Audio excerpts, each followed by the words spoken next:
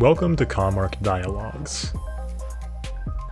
In the January, February, and March-April 2021 issues of commARCH, we asked leading architect Robert Benson to interview key individuals about the transformations currently occurring and what we should expect in the future regarding the built environment. For a transcript of this conversation, more interviews from the project, and full digital issues of the commARCH magazine, please visit the commARCH website at www.commARCH.com. This interview's conversation is with Shawn Basler. Basler is co-CEO and executive director at Perkins Eastman. Basler is responsible for fostering Perkins Eastman's global growth. He leads internationally recognized architectural and planning projects throughout North America, Europe, Asia, and the Middle East, building relationships with clients and collaborators around the world. His portfolio spans design work for commercial and mixed use, corporate office, residential, and hospitality, as well as large-scale urban design and planning developments. Thank you for joining us. Let's head into the dialogue. I can't thank you enough for taking the time. I'm sure you're crazy busy. This piece is an interesting one in that I'm talking to artists, architects, brokers, students,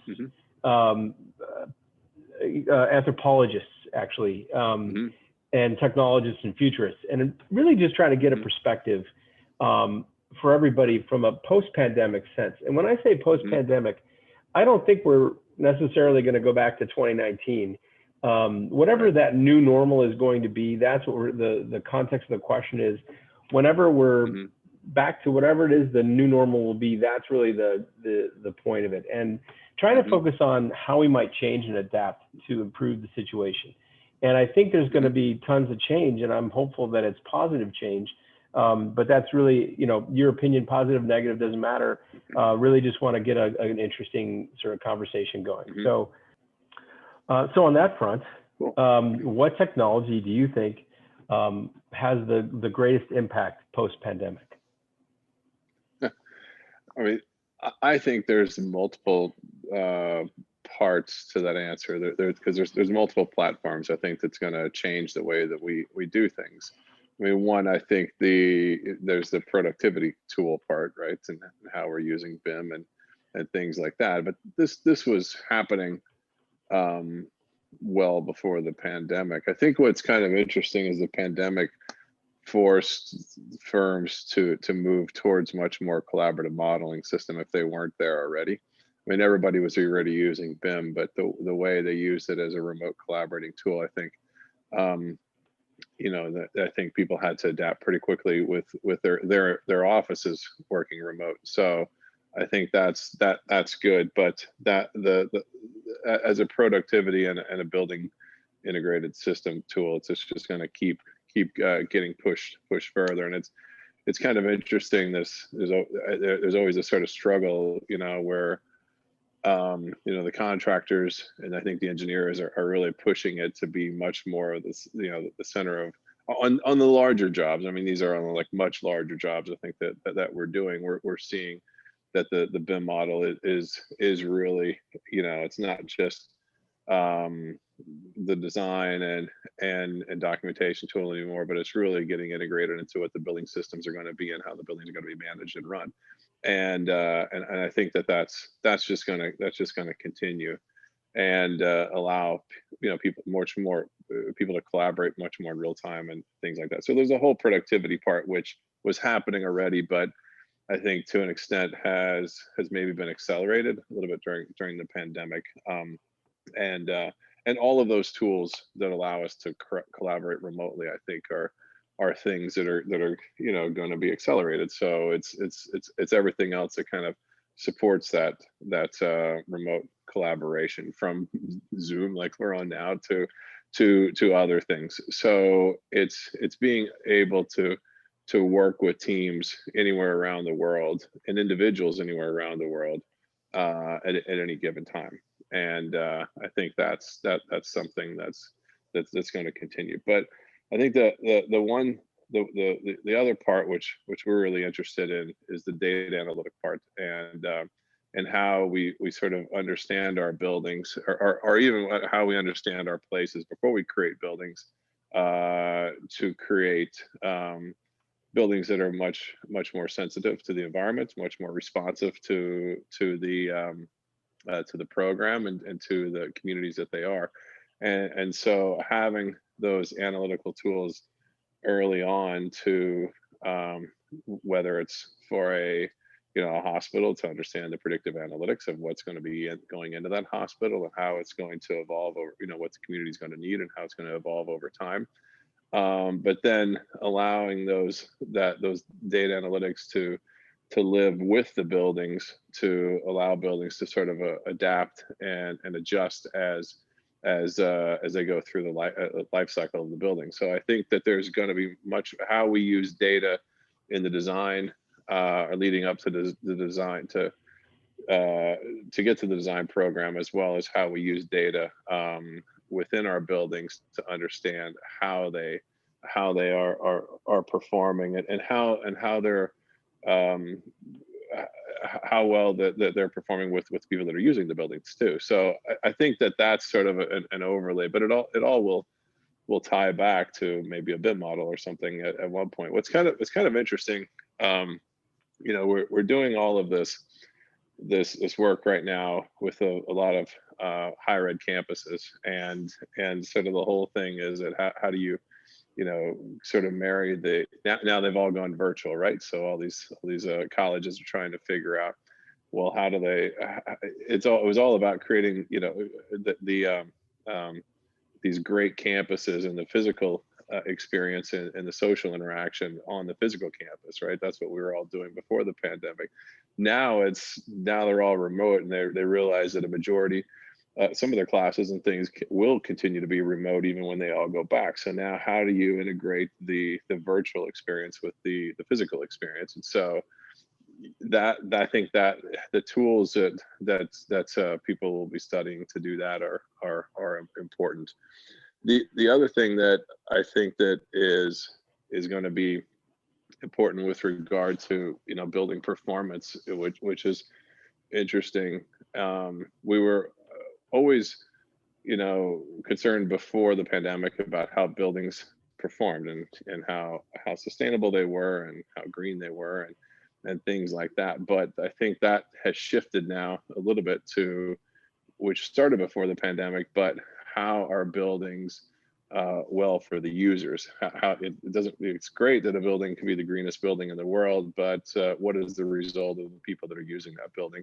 And all the tools that are kind of used now to do the analytical part on all the environmental factors as well as social factors, and sort of marrying the two on the quantitative and qualitative part, I think is interesting. So I think that there's the productivity part, and then there's sort of the research analytical part, and those tools are just going to be even more important as we go forward. Wow, you just touched on a lot there. It's funny you mentioned the digital physical hybrid for education. I've put a group together to work on hybrid educational modalities, not at the higher ed level yet, more like K through 12, but working through with physicians, educational theorists, et cetera, to try to figure out how to take the best of both and put something in together that's comprehensive and very adaptable. The BIM side of things, there's no question that facilities were absolutely looking for almost an as-built quality BIM model when a building's done. But now there's companies who are offering cities a digital twin. And I think as we move away from VR and toward AR, this will be really interesting if every inch of the public fabric is modeled and then the data is analyzed with some of the more advanced sensors. We really are going to get into something very different than any of us have ever experienced before. And I think you're right that the pandemic can push that along, which is really fascinating. There's an interesting group, I think, out of Chicago, where you are, City Zenith. Have you ever seen those guys? Oh, absolutely. That's who I was referring to. It's kind of interesting what they've been doing. Yeah, no, they're really interesting. I like what they're doing with the digital mapping of cities and stuff, and how they've been partnering with people. What's creepy is I Googled them. I had a conversation with somebody on the phone about them last week. I Googled them once just to see what they were up to on a particular thing. And then I picked up my phone the next day, and on Instagram, the first ad was City Zenith. So creepy. I don't know that I can ever adjust to how I'm being listened to every minute of every day. Anyway, on the second topic, which was social behavior, what social behavior do you think is impacted the most post-pandemic? You know, just for starters, my cousin who I mentioned had come over, you know, he had been tested twice plus antibodies, and he's not had COVID, walked in the door and put his hand out to me and to shake my hand like he always does. And I remember, like, I was like, oh, I mean, it's probably the first hand I've shaken since March of last year. And I was really like, ooh. So, you know, there's the sort of personal social behavior, but there's also a much broader example of social behavior. So, you know, what do you think is going to change the most? I have somewhat of a cynical view on this. I think that people that, you know, will have amnesia on certain things. So there'll be certain social norms that we've adapted to get through the pandemic that's like that, you know, social distancing and eventually wearing masks and stuff like that. This will go away. It's gone away in past pandemics too. But the part that won't go away after this is the awareness on wellness and our environment and how well that is for us. And I think that was something that was really starting before the pandemic, and that's going to be accelerated. So there's going to be a conversation of I mean, healthy office spaces, right? So it's right now it's about how do you get people back into an office where you can keep them safe and socially distant.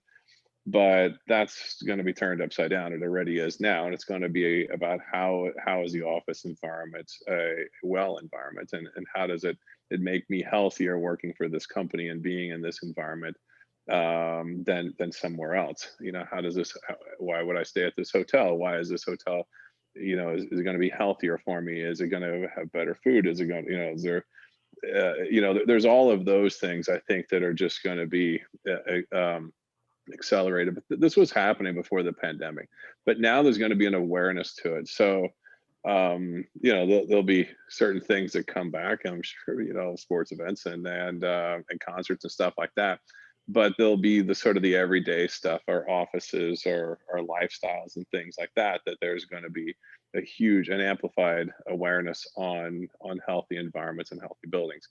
I think additionally, I think the social impact of businesses and companies is going to be amplified.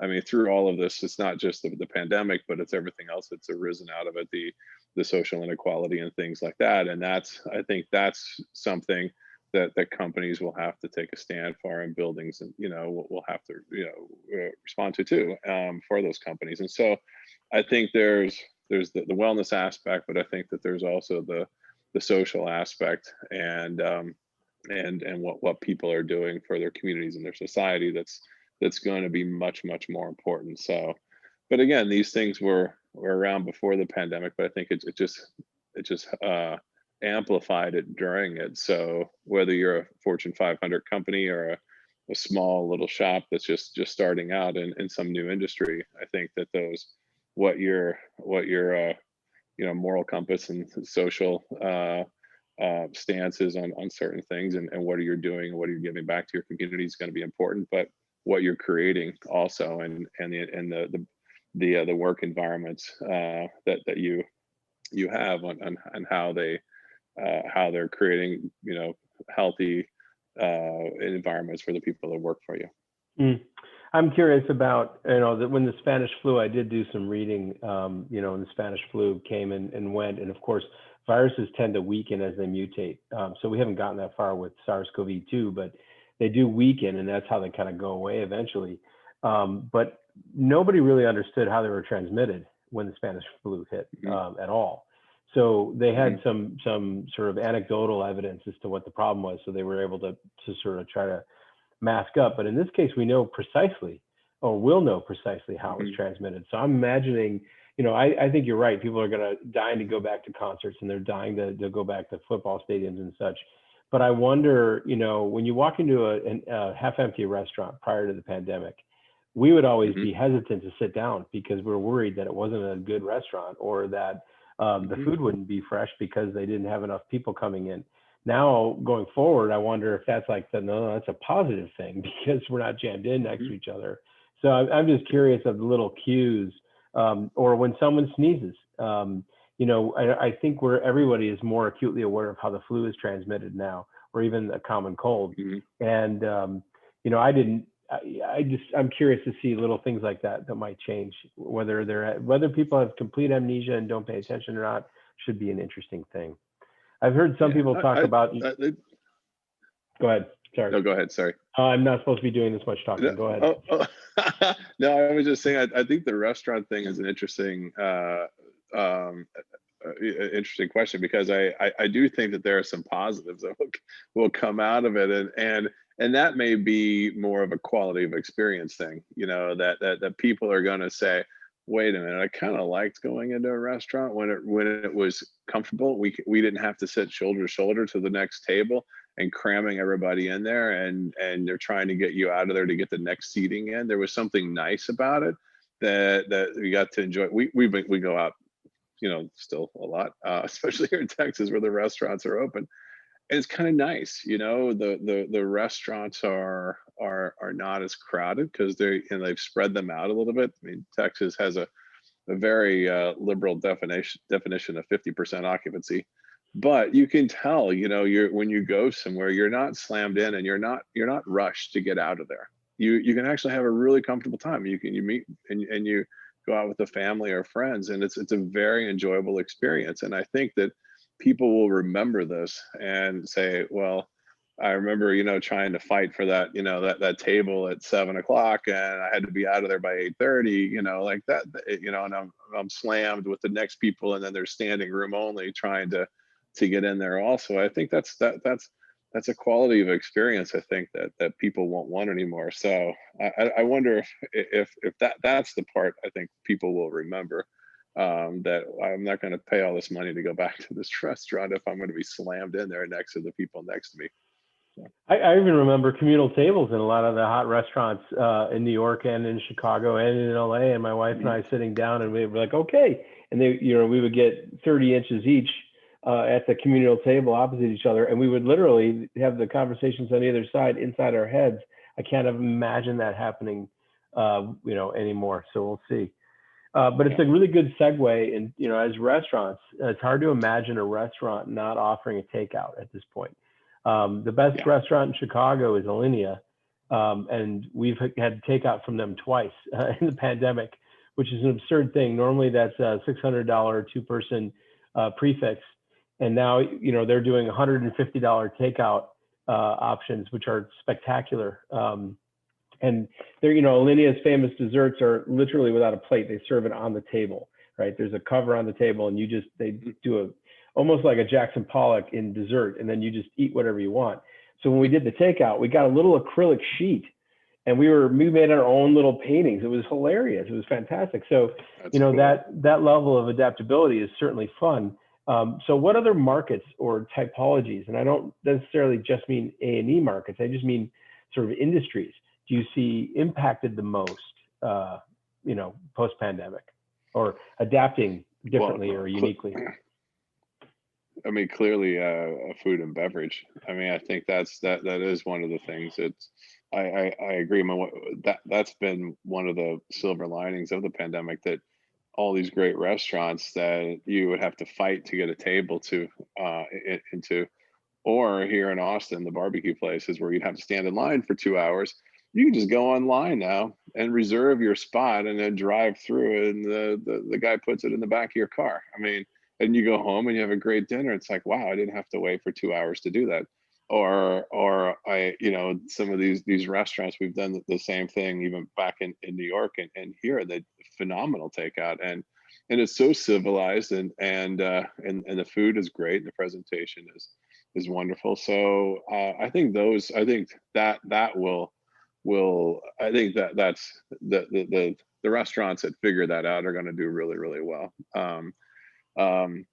But I think almost every industry. I mean, the retail industry and how we shop. I mean, that was that was starting before the pandemic too. But now, you know, when so many stores are closed and you couldn't get into them, what is the retail experience like? It's going to be much different. Maybe there's less inventory in stores and more about you go in there and you order and it shows up at your house the next day, and you don't actually have to leave the store with it, whether it's a piece of clothing or something like that. So everything's going to be turned upside down, which I think is a good thing. So and I mean, in entertainment, I mean, I think these movie theaters, right? I mean, it's like, this is, I don't know who will ever want to go back to a movie theater, because they were bad in the first place, you know, and so now it's like, well, you got all the stuff on the TV, you can have a better experience, and the sound systems that people have at home now are pretty good. So why do I have to sit in a crappy theater and pay $10 for a bowl of popcorn or something? So I think those things that will have to be rethought, and they'll have to be much more about when you go to them. It's a real experience. It's like going to a ball game or something. That there's a lot of other stuff that happens when you go to it. It's and there'll be rare events, and but that's a good thing. I mean, the change is okay. I think that, I mean, the hotel industry, you know, which is, you know, near and dear to me, is definitely gonna change. And I think nobody knows yet. I think what will happen, how many people will travel again, what will they travel for, and people are still going to travel for holiday, no question. I think that will come roaring back. There's going to be there's still lots of people traveling for holiday now, taking advantage of, you know, cheap airline tickets to go to cities and everywhere else. But what's the business traveler going to look like? I mean, are we ever going to have all of these meetings, you know, again, where we can have a call like this and it's much easier? And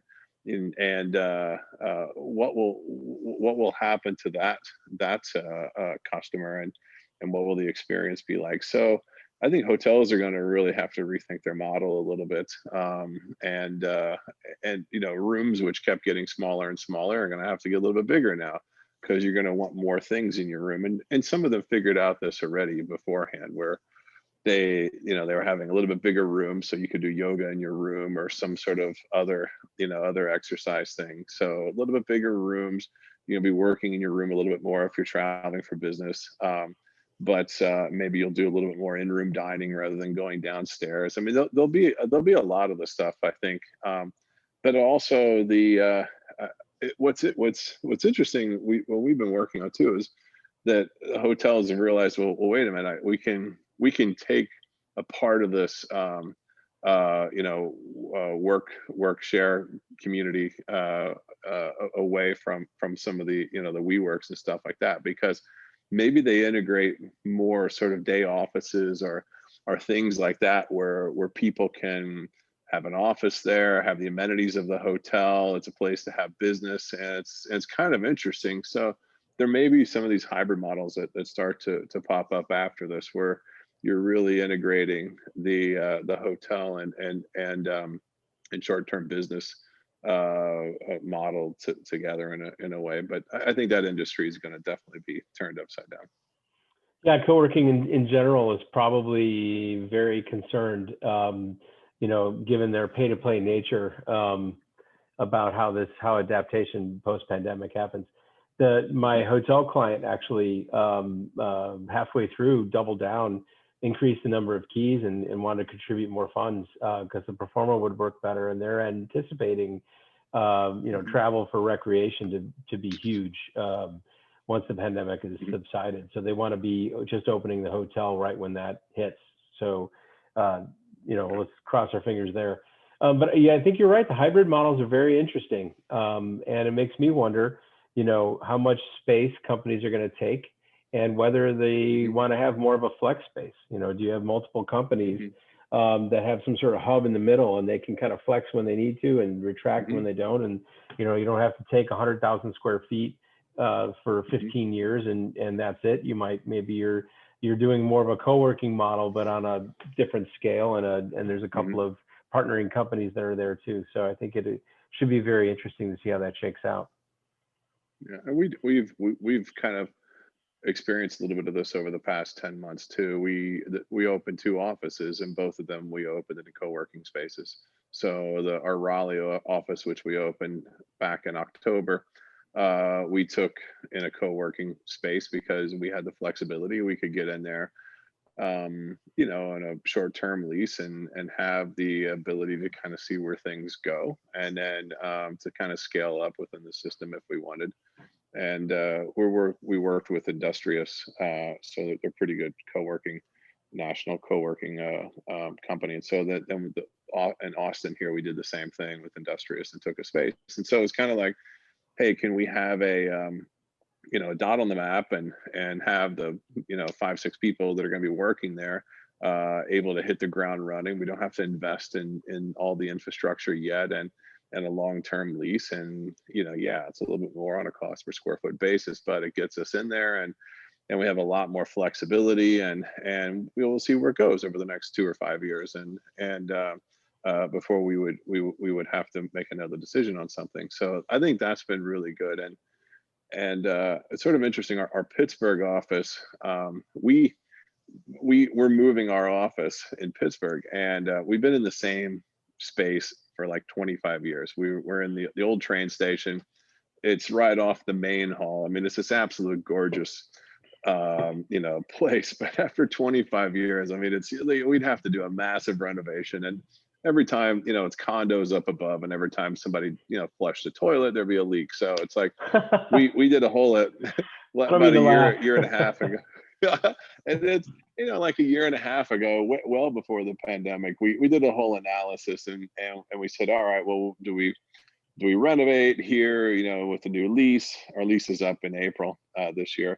And we decided, let's move. There's just fatigue. And we ended up selecting a space in a building that we had repositioned in downtown Pittsburgh. And literally we had the lease ready to sign the first week in March. And then the pandemic hit, and we hadn't signed the lease. And so we're like, ooh, well, maybe we should think about this, you know. And the landlord's like, hey, you know, let's get the lease going. And so we said, let's hit the brakes. And we asked them, we said, look, give us a couple months. We need to rethink this. You know, we got to be honest. We don't know where things are going. Is this a short-term thing? Is this something that's going to be long-term? But we need to rethink what life is going to look like for us in our offices when we actually come back. So we took about 2 or 3 months, and we did sort of a deep dive. We were doing this for our own clients already, but we ended up having to do it for ourselves. And we kind of looked at different models. We said, well, let's just take a WeWork place and we have 85 people in Pittsburgh. And we said, well, let's just take a space for 10, 15 people, and everybody else works at home. And, you know, it's great. You know, nobody will ever be in an office, and we'll just hire people scattered all over the place. Option 2 was to do just take the space as we had originally planned, and option 3 was somewhere in the middle. And we actually ended up, you know, somewhere in the middle, but we totally redesigned the space. We have 85 people, but we only have 45 fixed workstations. And we have a lot of other sort of flexible spaces in there.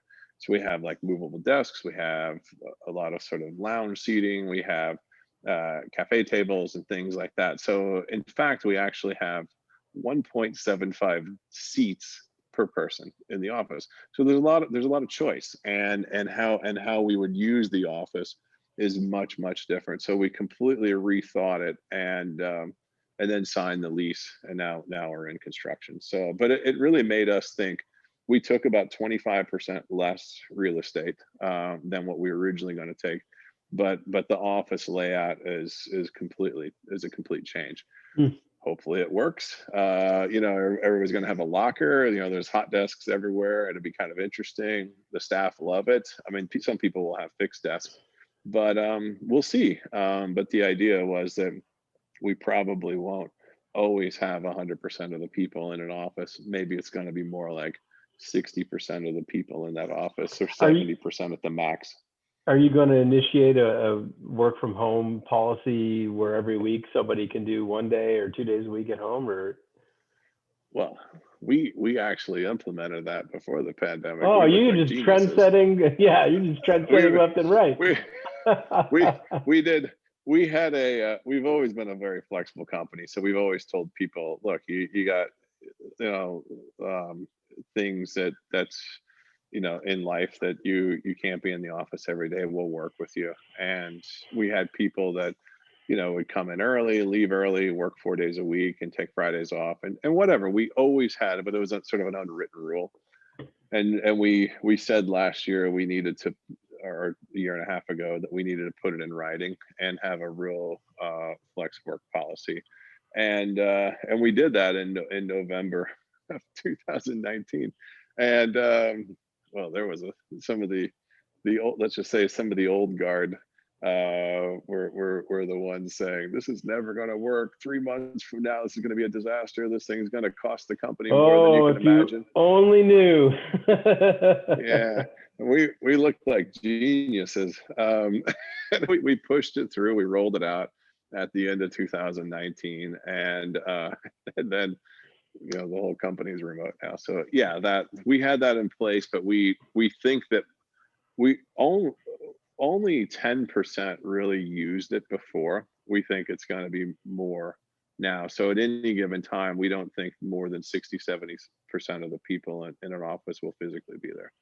And that's just because first of all, people are traveling. I mean, somebody like me, I was on the road all the time. There's a lot of other people that are constantly traveling. There's other people that will work 4 days and be off on Friday because they got, something to do with their family or, kids or something like that. So there'll be people that come in early. There's going to be all kinds of stuff. And once you kind of add that all up, at any given time, the whole office is not there. So. All right. That's outstanding.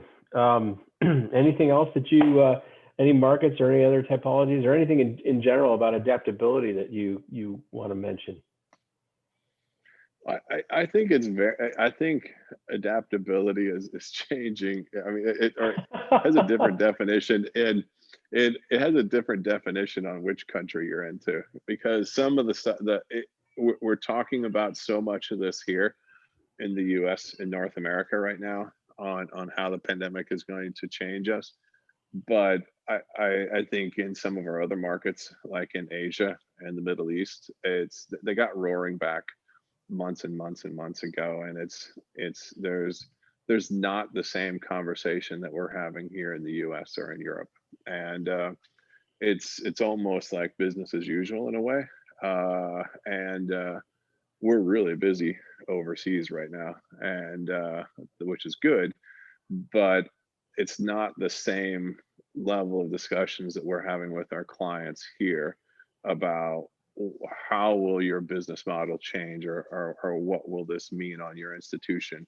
It's kind of there's a feeling, in other places that things will get back to what the normal was. And oh, really? So it's sort of weird.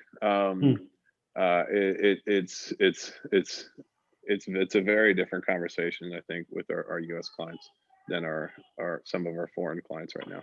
Do you think that's just simply because there's a difference in individuality, where in a lot of cultures there's an inherent thought of sort of the collective or the entire society, as opposed to sort of Western individualism? Or is that oversimplifying it? Maybe. I think that, and I think a lot of the projects overseas are state run too, right? So the momentum's not going to change. It's still a need that they have. I think they're still dealing, they're dealing with other things. They still have a need. There's still a lack of healthcare, healthcare systems in a lot of countries, and they have to build things out. There's still much of a need of education, and so they're not having the same conversations that we are here, I think, with a lot of our clients. Interesting. Okay. Anything else? No, I think it's definitely an interesting time. There's never a dull moment. I'm ready for some dull moments, though. Well, I can give you a dull moment: a cigar and a scotch, and presto, you have 30 minutes of boredom, wonderful boredom to experience. No, yeah, it is definitely not boring. It is absolutely fascinating and tragic and exciting and horrible, all wrapped into one complicated sandwich. Thank you for joining us for this episode of the Robert Benson interview series in commARCH Dialogues. To stay up to date with commARCH content, please subscribe to our YouTube channel and follow us on your favorite podcast platform. For more content like this, including a full transcript of this interview, other interviews in the series, digital issues, and more, please visit the commARCH website at www.commARCH.com. Thanks for watching.